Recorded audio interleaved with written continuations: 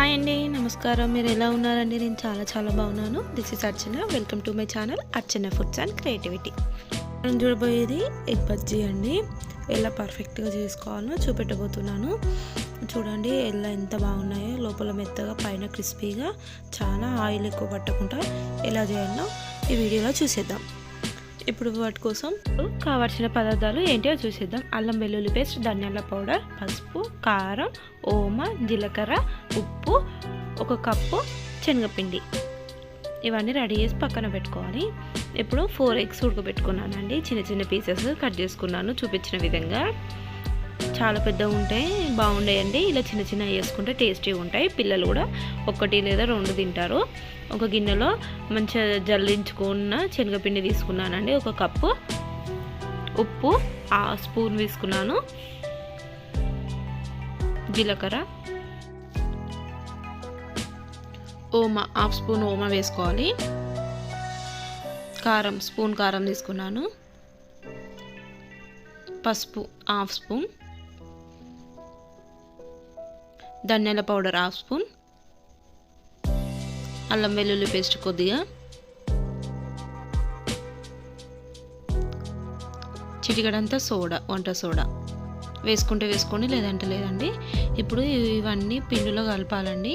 పిండిలో ఉప్పు, కారం, పసుపు అన్నీ కలిసేలాగా కలుపుకోండి. ఫస్ట్ కలుపుకొని కొన్ని వాటర్ వేసుకుంటూ మనకి బ్యాటర్ రెడీ చేసుకొని పెట్టుకోవాలి. చూడండి అలా ఉండలేకుండా మంచిగా కలపాలండి. ఉండలు ఉండకుండా కలుపుకోవాలి. అలా చూపించిన విధంగా అలా ఉండాలండి. పిండి అలా జారుడుగా ఉండాలి. బాగా పల్చగా చేసుకోవద్దండి. ఇప్పుడు దీన్ని మూత పెట్టుకొని పక్కన ఉంచుకోవాలి. కడాయి పెట్టుకోవాలి, పొయ్యి అంటు పెట్టుకొని కడాయి పెట్టుకోవాలండి. కడాయి వేడెక్కనివ్వాలి.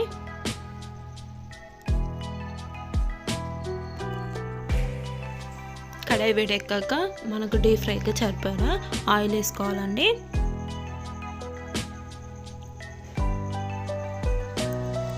ఆయిల్ బాగా వేడెక్కాలండి. ఆయిల్ బాగా వేడెక్కాక బజ్జీలు వేసుకోవడమే. ఆయిల్ వేడెక్కిందండి.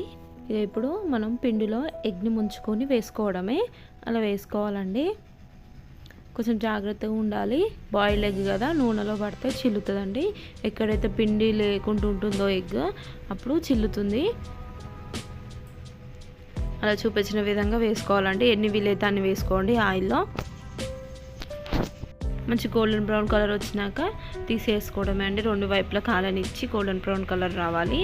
అలా మంచిగా స్పాంజీగా మంచిగా ఉంటాయండి. ఇలా క్రిస్పీగా ఉంటాయి.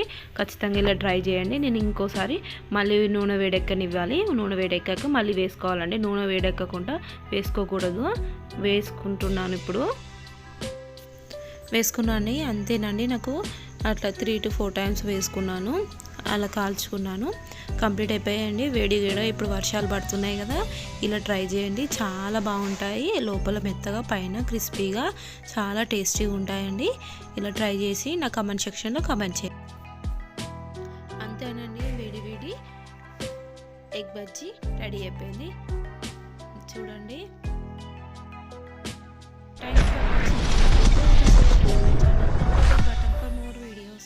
Like and share my video. Take care. Bye.